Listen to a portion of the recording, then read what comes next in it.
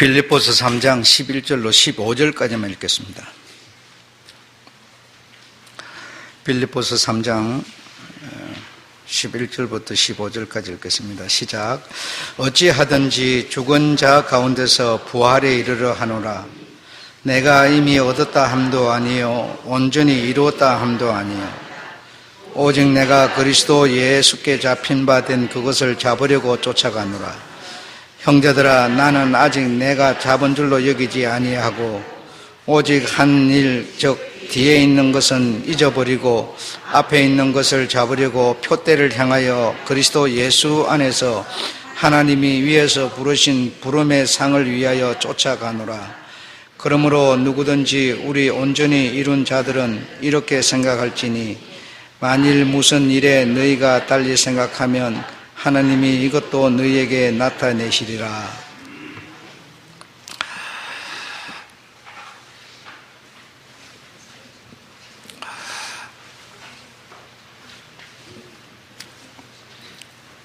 사람은 실수를 많이 하는 것 같습니다. 왜냐하면 내일 일을 모르기 때문에 그럴 것 같아요. 내일 일을 모르기 때문에 말 한마디 오늘 해놓은 것이 또 실수가 되고 그런 것 같습니다. 오늘 본문에 나오는 베드로도 누가복음 5장 8절에 보면 고기 잡힌 것을 보고 얼마나 자신이 무능한가를 깨달았습니다. 그래서 지난주에 말씀드렸습니다마는 자기는 평생 동안 고기를 잡는 게 생업이었지 않습니까? 그래서 고기 잡는, 그리고 고기가 어디 있는지 어떻게 하면 잘 잡는지 다 알고 있는 사람이었습니다. 그러나 주님의 말씀 한마디에 자기는 못하던 물고기를 주님의 말씀 한마디 의지해서 했더니 그 큰 배에 2배 채울 만큼 잡힌 것을 보고 내가 이렇게 무능할 수가 있는가? 저분은 도대체 누구시길래 한 말씀 하신 것에 순종하여서 행동했더니 이렇게 되는데 나는 평생을 물고기 잡는 사람으로서 얼마나 자신이 무능했던가를 발견하게 된 거죠.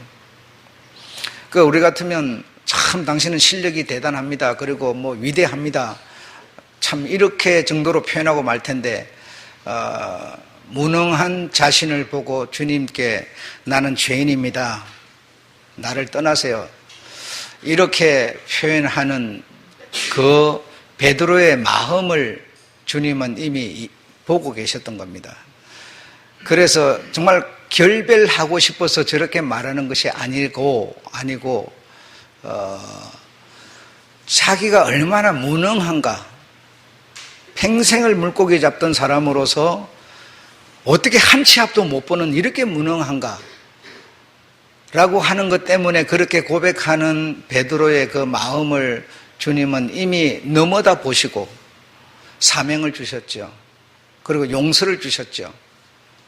내가 너로 하여금 물고기가 아니라 사람을 낚는 업으로 만들마라고 주님이 말씀하셨죠. 그러니까 우리는 낙심해가지고 실수하고 무능한 것 때문에 이렇게 주님 앞에 고백을 하더라도 이 고백을 들으시는 주님은 그 고백 너머에 내가 정말 무엇 때문에 이런 고백을 하고 있는가를 주님은 아시죠. 전능하시기에 가능한 겁니다. 우리는 그런 능력이 없어서 늘 실수를 하고 사는 거고요. 그래서 오히려 주님은 베드로에게 소명과 의무를 부여하였습니다. 여기에서부터 이제 정말 중요한 거죠. 소명과 부여, 소명과 죄 용서와 더불어서 무능한 사람을 유능한 사람으로 바꾸는 그런 소명을 내리시죠. 물고기 정도가 아니라 이제부터는 사람을 낚는 어부가 되게 하겠다고 소명을 내리시죠. 그리고 용서를 주시죠. 너는 나와 함께 할 수 없어 라고 하는 것이 아니라 내 제자가 되어서, 다시 말하면 내가 하는 일에 뜻을 함께 할 수 있는 용서를 주시죠. 용서를 받고 사명을 받고 나면 그때부터 우리들에게 필요한 것이 있는데 그것이 무엇인가 하면 의지라는 겁니다, 여러분. 의지. 은혜를 받았기 때문에, 용서를 받았기 때문에 우리에게 필요한 것이 생기는데, 그게 무엇인가 하면 의지가 그때부터 주님께로 연결되어야 한다는 겁니다. 여러분, 요즘에 성도님들 한번 봐보세요. 나 은혜 받았어요, 용서 받았어요, 구원 받았어요 라고 말은 그렇게 하면서 실제로 그 사람의 의지가 주님께로 연결이 안 되죠. 그냥 은혜 받았다는 말만 하고 있죠. 은혜를 받았기 때문에, 용서를 받았기 때문에 뭡니까? 주님의 종으로 주님의 뜻을 따르는, 주님께 내 의지를 갖다 드리는 이 삶이 더 중요한데도 우리는 그거는 간과해버리는 거죠. 그냥 입으로 은혜 받았다, 용서 받았다, 이것만 하고 있는 거죠. 은혜를 받았기 때문에, 용서를 받았기 때문에 그때부터 나의 의지는 주님께로 연결이 되어야 한다는 겁니다. 그게 중요한 것보다 더 중요한 것이라고 하는 뭡니까? 삶의 방식이었죠. 우리는 삶의 방식은 버리고 그냥 입으로 자꾸 주여 주여만 하는 거죠. 용서를 받았기 때문에, 사명을 받았기 때문에,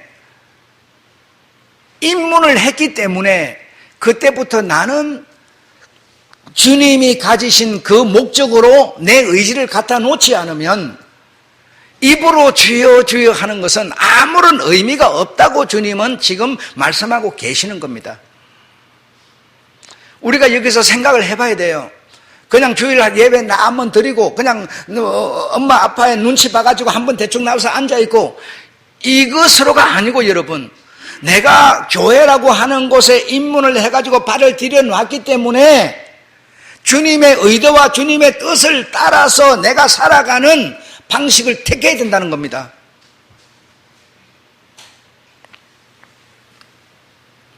주님은 해방되고 자유를 얻었기 때문에, 자유 얻어가고 지 마음대로 막 지멋대로 살면 의지가 뭐가 필요하겠습니까? 내가 너에게 자유를 준 것은 내 목적을 따라 네가 가진 자유로서 선택하라고 자유를 준 것이지, 아무렇게나 그냥 살으라고 자유를 준 건 아니죠, 여러분. 그래서 죄에서 용서를 지금 베드로는 받았어요. 용서를 받았고 사명을 부여받았어요. 내가 하는 일에 뜻을 같이 할 수 있는 길의 선택을 받았어요. 그렇기 때문에 베드로의 의지는 주님께로 가 있어야 된다는 겁니다. 그렇지 않으면 주님이 실패한 분이시죠. 의지를 주님께 갖다 놓지도 않는 사람에게 사명을 부여한다? 사람처럼 실수를 하는 거죠. 사람은 실수를 해요. 왜? 어떻게 실수를 해요? 교회 나와서 여러분 섬김을 잘하고 열심히 하고 애쓰고 하는 노력을요, 이렇게 하면 사람은 실수를 해가지고 그냥 쏙 마음에 들어가지고 그냥 사명을 줘버려요. 사명을 받고 나서 어떡합니까? 의지가 주님께로 붙는 게 아니라 완전히 낙동강 오리알 돼버리죠. 한동안 나와서 열심히 잘 하니까 저 사람이 앞으로도 잘 할란가 봐, 사명 줘도 되겠네, 집사를 줬어요. 준 게 뭐였습니까? 실수였죠. 주님은 그런 실수 안 하신다는 거죠, 여러분. 베드로에게 이런 의무와 사명을 주었는데도, 재용서를 주었는데도 베드로가 딴짓할 사람이라면, 딴짓할 사람을 주님이 사명을 줬다면 주님도 사람같이 실수해버리는 거죠. 여러분이요, 목사 눈에 한 번, 두 번 이렇게 자꾸만 눈에 들고 심에 차면 사명을 줘버려요. 당신은 무슨 부장을 하세요? 뭘 맡으세요? 이렇게 사명을 줘. 사명 받고 나서는 뭐합니까? 의시되고, 내가 이런 사명 받았는데, 내가 이런 직분 받았는데, 이렇게 하면서, 그러면 그 목사는 뭐 하고 있는 거예요? 실수하고 있는 거죠. 성경에서는 뭐라 그럽니까? 그 사람이 잘할 사람인지 못할 사람인지 네가 전능한 하나님이 아니니 아주 세밀하게 잘 살펴보고 난 후에 직분을 주라 이랬는데도 우리는 그거 무시하고 목사 마음에 드니까 한동안 성경도 잘하고 봉사도 잘하고 헌금도 잘하고 막 잘하니까 그냥 줘버려요. 주고 났더니 내 몰라라 하고 그냥 딴짓 해버려요. 그 사람은 이렇게 실수하는 거죠. 주님이 사람처럼 이렇게 실수하겠느냐 이겁니다, 여러분. 베드로는 나는 죄인으로소이다라고 말했지만 그렇게 말하는 베드로의 그 중심을 주님은 보시고 사명을 부여했어요. 죄 용서를 줬어요.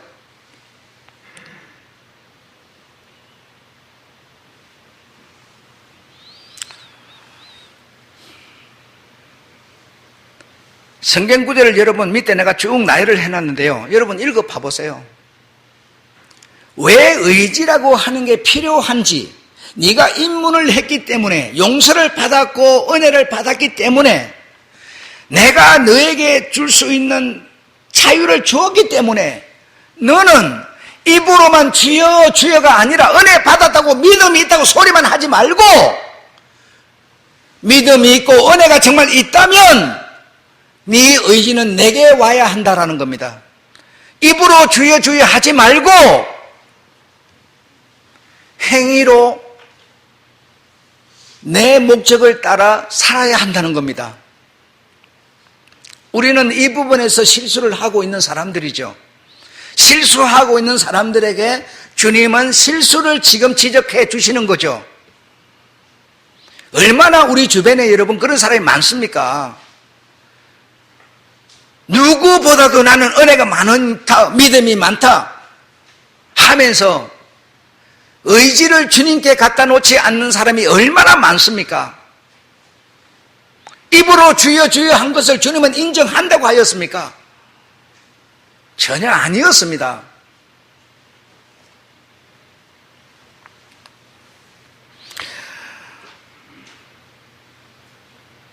아버지의 뜻대로 행하는 자라야 아버지 주여 주여 하는 사람 입문했지 않습니까? 교회 오지 않았습니까? 오서 주여 주여 하지 않습니까? 한다고 천국에 다 들어갈 것이 아니요라고 말씀하십니다. 네가 은혜를 받았으므로 은혜를 받은 너는 너의 의지를 이제부터는 내게 갖다 놓아야 돼. 내가 원하는 것을 하고 내가 싫어하는 것을 하지 말아야 돼 라고 하는 것이죠. 거기서 천국 들어갈 수 있는 자격이 되는 것이지 주여 주여 한다고 자격이 주어지는 것은 아니라는 겁니다. 맨 마지막 마태복음 28장 18절에는 분부한 것을, 내가 너에게 분부한 것을, 내가 너에게, 주님이 우리에게 분부한 것을 너는 가르쳐서 뭐 하게 하라? 지키게 하라. 지키게 하라. 입으로만 은혜 받았다고 하면서 주여 주여 하고 있는 것이 아니라 네가 내게 분부받은 것을, 내가 내게 분부한 것을 지키게 만들고 가르쳐라. 가르쳐라. 전부 다 여기서는 뭘 말하고 있어요? 은혜 받았으니, 입문을 했으니, 주여라고 부르는 사람이 되었으니 의지를 말하고 있는 것이죠. 의지를 여러분. 그러나 우리는 그렇지를 못했던 거예요. 의지는 필요가 없는 것이었어요. 행동은 필요가 없는 것이었어요. 그냥 입으로 믿기만 하면, 한 번도 성경에서 옳은 것을 믿기만 하면 된다. 옳은 것을, 예수 그리스도만이 옳으신 분이시죠. 실수가 없는 분이시죠. 옳으신 것을 믿기만 하면 된다라고 말한 적이 없다는 겁니다. 네가 필요로 해서 얻고 싶은 것이 있으면 주여 하지 말고 기도하라, 행동하라 라고 말씀하시죠.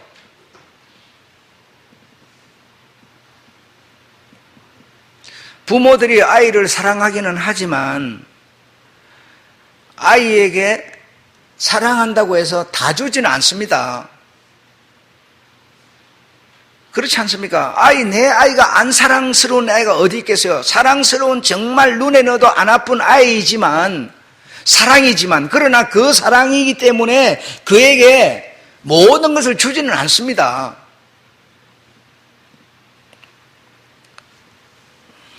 두 번째로, 순종은 누구도 원치 않는 미덕이 되었습니다.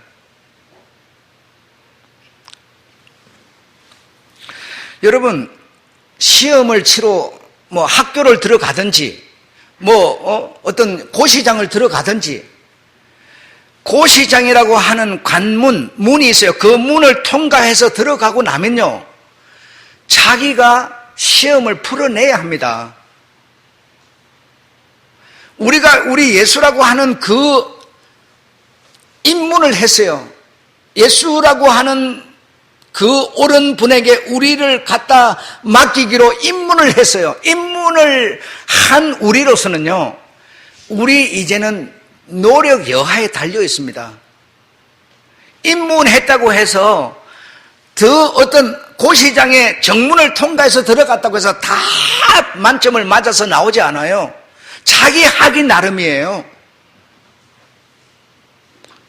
누구든지 오라, 누구든지 입문하라.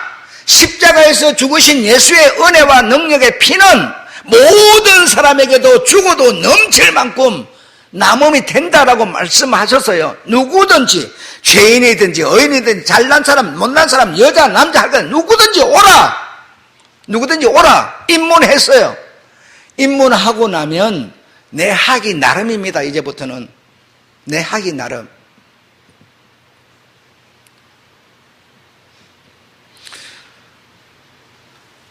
자, 1번은 선생이 학부모에게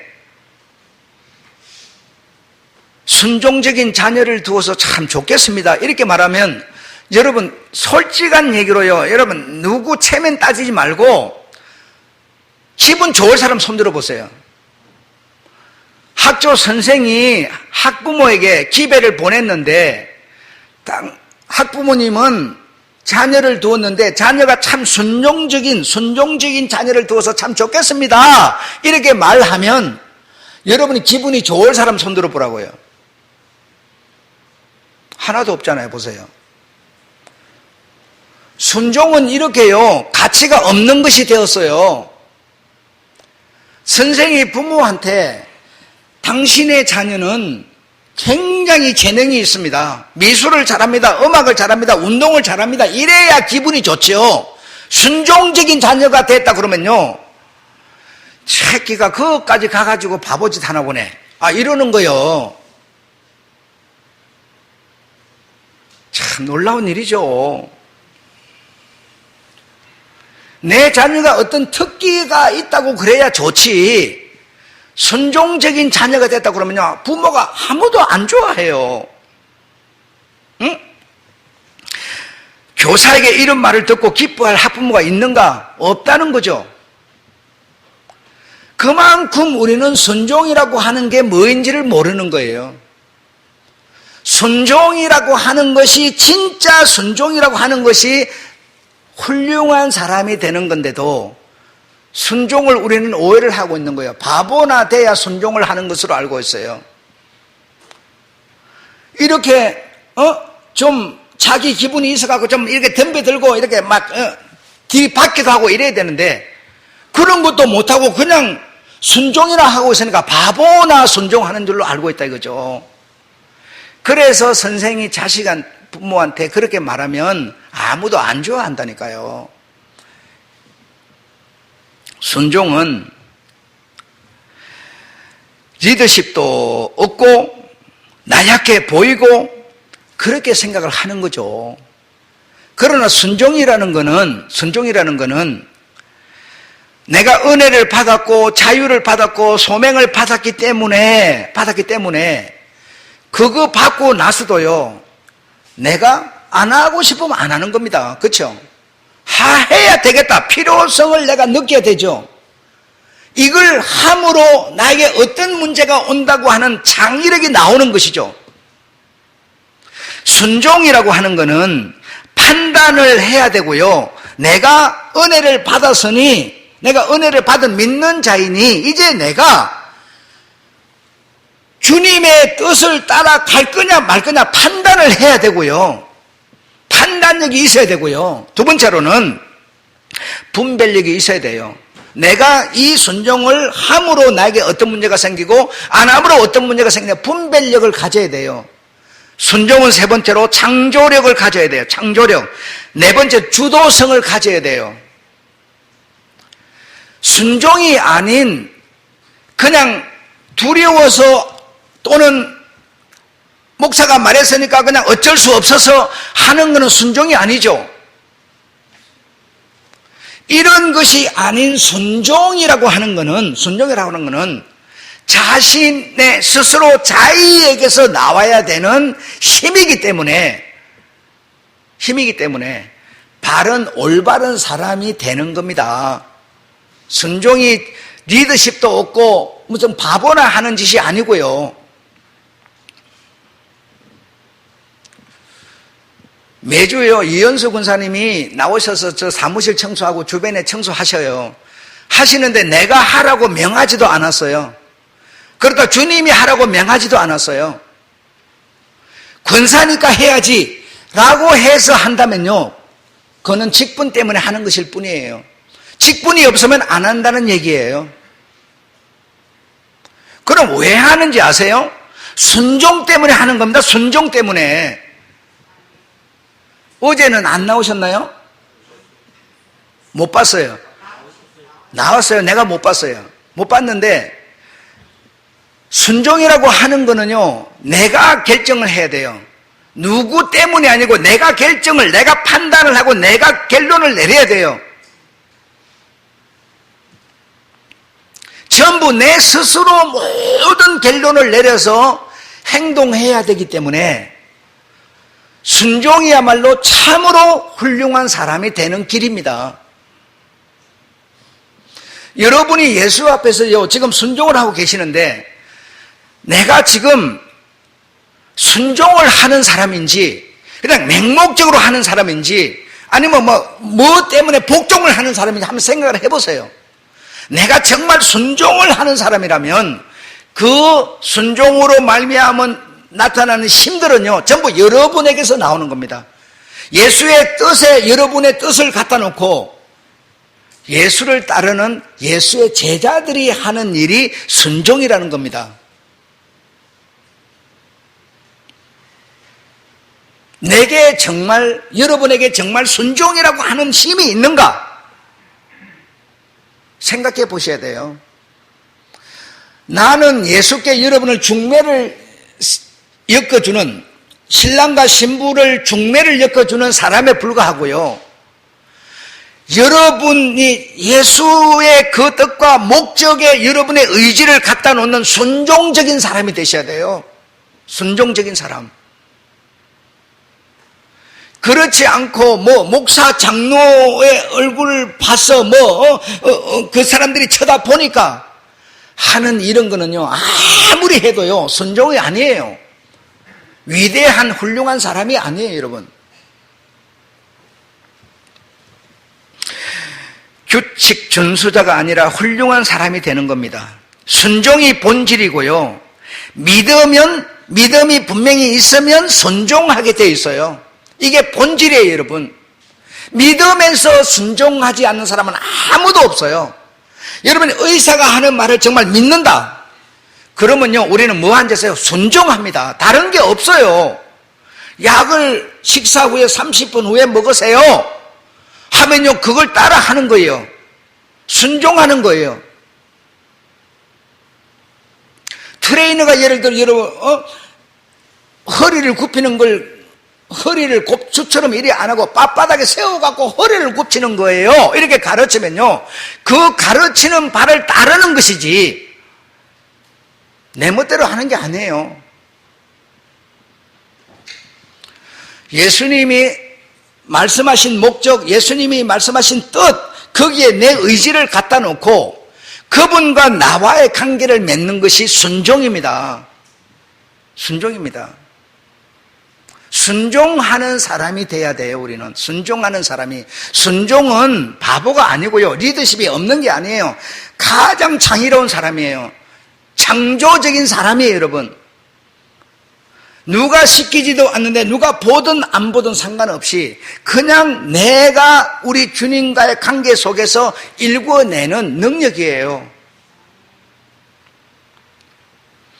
믿음을 보고 싶으면요, 순종을 보는 겁니다. 순종이 아니고 믿음을 보이는 방법이 없어요. 여러분, 내가 아무리 주여 주여 믿습니다 아무리 큰 소리를 쳐도 아무도 인정 안 해요. 그거는요, 행동을 보고서야 그 사람이 어디에 이르렀는지를 안다는 겁니다.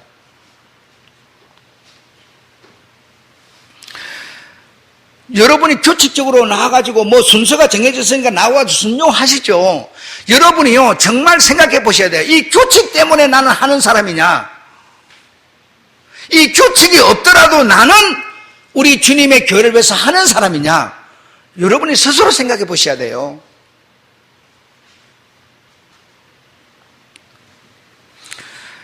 그래서 제자는 순종하는 사람입니다. 순종하는 사람. 주님의 제자는 주님의 뜻과 주님의 목적에 순종하는 사람. 내가 우리 주님으로 깨끗해지고 주님을 닮기 원하면요, 이걸 보고 정화라고 그러는데요, 정화되고 싶은 사람은요, 순종하지 않고 되는 사람이 없습니다. 여러분, 이렇게 규칙적으로 운동도 하고 뭐 이렇게 직장 출근도 제 시간에 하고 이렇게 하면요, 우리 몸은 피곤하고 나태해져 가지고 그렇게 하던 것이 자꾸 깨가 생겨요. 깨가 생겨요. 그러나 그렇게 쭉 이렇게 하는 것을 보면은 뭐요? 참 저 사람은 의지가 대단해 정말 훌륭해 보여. 그거 하는 거 보고요, 그거 하는 거 보고 그 말을 하는 것이지, 직장 나가면 돈 잘 벌어요, 주식으로 운동하면 좋아요, 그 말 누가 못해요? 그 주요 그 말 한다고 해서 그 효과가 내게 아무것도 오지 않아요. 다시 말하면 이렇게 내가 정화가 되는 것은요, 내가 우리 주님으로, 주님의 말씀으로, 주님의 뜻과 목적으로 정화가 되는 것은요, 내가 순종하지 않고 되는 길이 없다 이겁니다.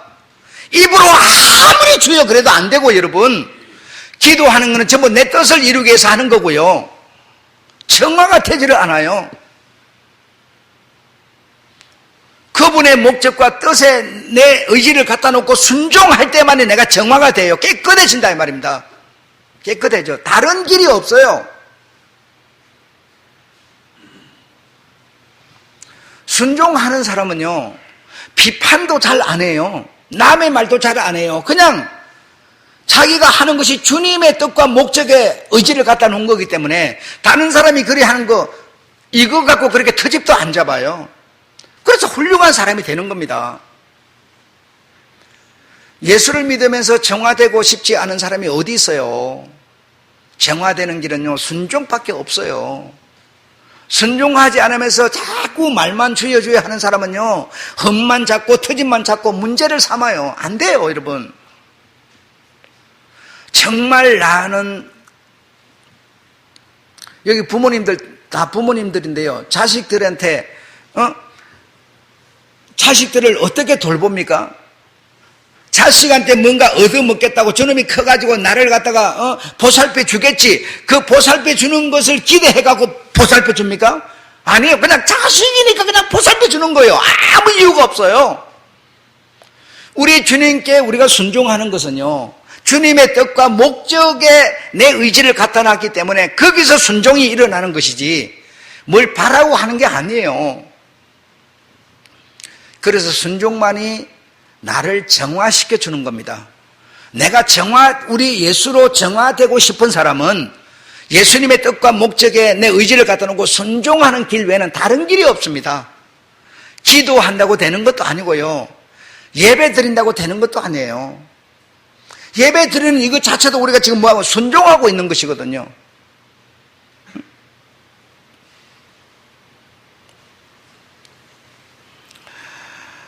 젊을 때는 그냥 집안에도 여러분 막 이런 물건 저런 물건 막 온갖 거 갖다 놔놓고 막 그냥 페니를 위해서 막 온갖 물건 갖다 놔놓고 막 이렇게 하고 싶죠. 그요 그러지 마세요. 그거 다 짐됩니다. 짐 무거워요.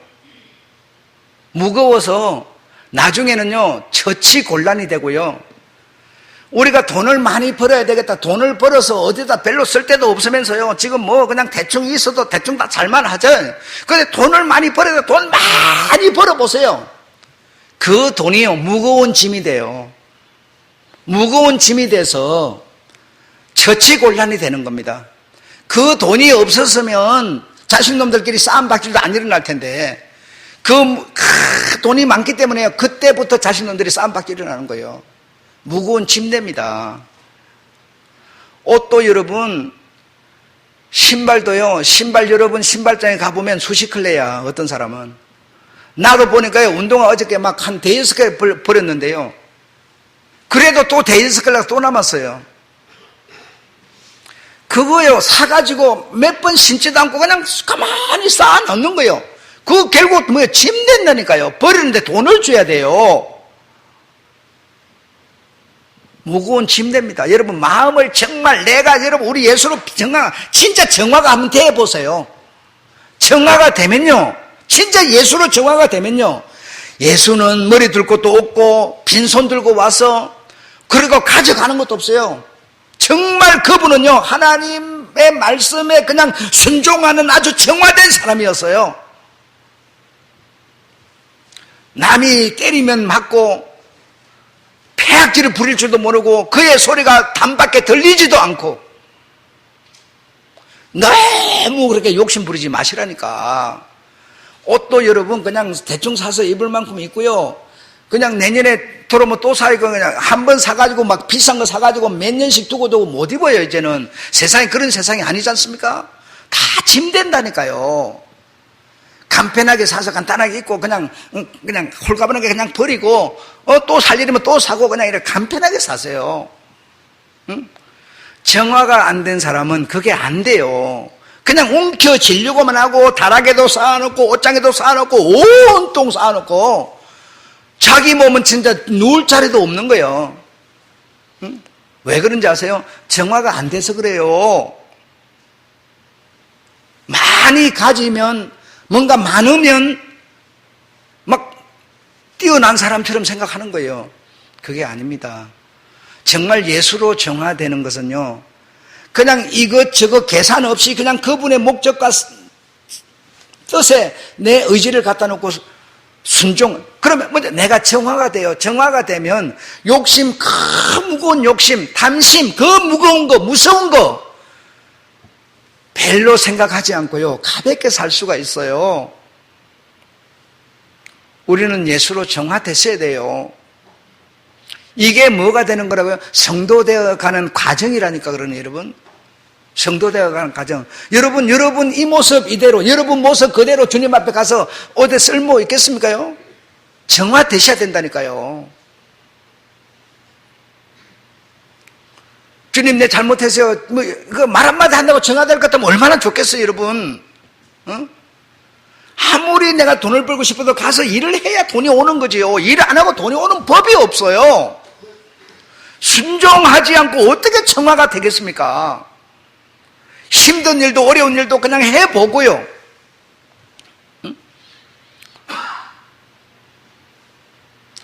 교회 뒤에 여기서 저까지 26m인데 26m 여러분 풀이 키가 이만큼씩 자라가지고 기계로 잘라버리면 엄청 쉽죠. 그렇지만 불편한 게 많으니까 한 번이라도 덜 나라고 어저께 다 손으로 뽑았어요. 뽑아갖고 풀을 한 바지망태로 막 저다가 다 버렸거든요. 여러분 순종, 내가 우리 주님의 교회가 그지 내가 저거 한다고 내가 무슨 돈을 받아요? 뭐예요? 그 더운 날이요?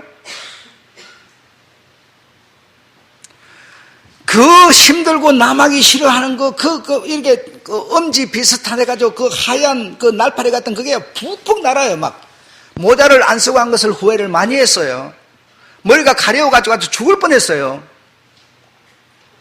이렇게 여러분 하기 싫은 일도 내가 순종해보고 또 해보고, 왜? 주님의 일이니까요. 이렇게 하면서 우리가 점점 정화가 되는 거지, 정화가 안 됩니다. 그렇지 않고는. 밭에 가서 돌을 골라내고 잡초를 뽑아내고 계속 해야 그 땅이 옥토가 되는 거죠. 그냥 내버려 둔다고 옥토가 안 됩니다. 호미질을 하고요, 잡초를 뽑아내고요. 내 마음속에 잡초가 얼마나 많습니까? 이걸 계속 뽑아내고 막 이걸 해야 정화가 되는 겁니다. 말로만 주님 닮기 원해요. 말을 누가 못해요, 그러면 거. 응? 그만하고요. 순종은 맹목적으로 하는 복종이 아니기 때문에 창조성이 있어야 되고요, 판단력이 있어야 되고요, 의지력이 있어야 되고요. 옳은 사람이 되는 게 순종이라는 것을 여러분 잊지 마시기 바랍니다. 세 번째로는 베드로는 한 번 용서받았습니다. 한 번 용서받았다고 죄와 끝난 것이 아니었다 이겁니다. 누가복음 5장에서 용서받았고 사명을 받았지만, 용서받고 사명받았으면 얼마나 다 된 거 아닙니까? 얼마나 위대합니까? 용서받고 자유받고 사명받았으니까요. 그런데 베드로의 인생을 쭉 엮어보니까요, 자 보세요. 첫 번째는요, 내가 올라가서 죽으리라, 그리고 3일 만에 살아나리라. 그러니까 뭡니까? 바로 베드로는 그 입에서요 사탄의 말이 바로 나와버렸어요. 그러지 마세요. 딱 바로 책망 받죠. 사탄아, 내 뒤로 물러가라, 이러죠. 한 번 용서받았다고 여러분 끝나는 문제가 아니라는 겁니다. 한 번 재용서받고 한 번 은혜 받았다고 해서 끝나는 게 아니고요, 성도가 되어가는 과정은 끊임없는 정화를 해야 된다는 겁니다. 세탁을 해야 된다, 그죠? 자동차에 먼지가 앉았으면 또 씻어내고 또 씻어내고 또 씻어내야지, 그대로 계속 당기면요 안 된다는 겁니다. 두 번째는 무리해서 믿지 못했습니다. 예수가 무리로 쫙 끌어오니까요, 전혀 베드로는요 그 예수를 믿지 못했어요. 세 번째로는 금으로 길을 잘랐습니다. 금을 쓰는 자는 금으로 막는다. 집에 넣어라. 그렇게 여러분, 이렇게 끊임없는 실수를 하는 겁니다, 사람은. 이게 성도 되어가는 과정이에요. 아까 우리가 읽었습니다. 3번씩 모른다고. 아니, 저주까지 해가면서 뭐죠? 나 예수와 상관없다 부인했어요. 참 놀라운 일 아닙니까, 여러분?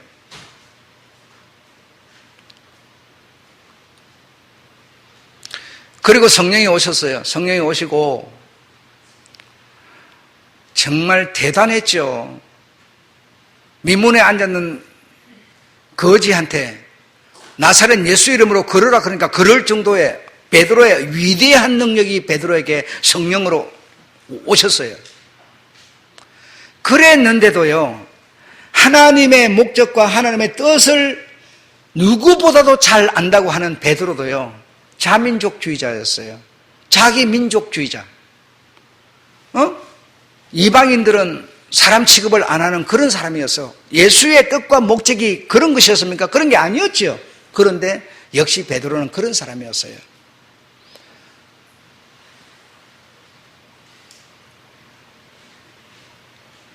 로마에서 불이 났을 때도 베드로는 그 상황을 피해서 반대의 길로 가던 사람이었어요. 반대의 길로 가던 베드로에게 주님께서 나타나셔서 네가 나를 또 모른다고 부인하느냐? 나를 정말 모른다는 거냐? 라고 하는 말 한마디 듣고 그는 발걸음을 되돌아서 로마로 가서 매달려서 죽었죠. 여러분, 성도가 되어가는 과정은요 이렇게 한번 용서받고 은혜 받았다고 끝난 게 아니고요, 계속 끊임없는 뭘 해야 된다고요? 정화를 해야 된다 이 말입니다. 정화를 끊임없이 하지 않고 성도가 될 수는 없다는 겁니다. 저 아이가 이쁘다고 부모가 그냥 아무거나 주지 않는다는 겁니다. 물이 계속 흐르면 여러분 자연히 도랑이 생기는 것, 물이 흐르고 또 흐르고 또 흐르고 하다 보면 그 도랑이 생겨서요, 샘이 될 수도 있어요. 이런 것처럼 우리는 끊임없는 정화를 하지 않으면 예수 닮지 못합니다. 예수님은요, 나를 닮아라, 나를 닮아라 이렇게 말씀하시는데, 끊임없는 정화를 하려면요, 순종 안 하고 정화가 안 됩니다. 성경에서 우리가 가장 위대한 사람 그러면 바울이라고 그러는데요, 바울도 오늘 본문에서 보면 내가 다 이뤘다 함도 아니라 다 잡았다 함도 아니라고 그럽니다. 앞에 있는 것을 향하여 끊임없이 나는 잡으려고 쫓아가는 사람이라고 말합니다. 그 같은 은혜를 받은 사람이 어디 있습니까? 그러나 그는 끊임없는 순종을 통해서 정화를 하고 있습니다. 정화를 하고 있습니다. 기계가 멈추지 말고 계속 돌아가야 돈벌이가 됩니다. 순종하지 않으면 정화가 안 됩니다. 끊임없는 오염은 계속 옵니다. 우리한테 계속 시험과 환난과 고통은 옵니다. 그럴 때마다 끊임없는 순종을 통해서 우리는 정화되지 않으면 예수 닮지 못합니다. 말로 되는 것도 아니고요, 이 세계는요, 그냥 그런 믿음으로 되는 세계도 아닙니다. 믿음이 완숙이 되려면요, 순종이라고 하는 것을 통해서 정화될 때만이 믿음이 완숙이 되는 겁니다. 이 사실을 아셔서 어려운 일이 오더라도 여러분의 의지를 우리 주님의 뜻과 주님의 목적에 여러분의 의지를 갖다 놓으시고 세상 것을 목적하지 말고 순종하셔서 정화되는 삶이 오늘보다 내일 점점 나아져가는 여러분 되시기를 주의 이름으로 축원합니다. 예, 그 길만이 우리가 살 길이고요, 중요한 것보다 더 중요한 삶의 방식이라는 겁니다. 아셨죠? 예, 마치겠습니다.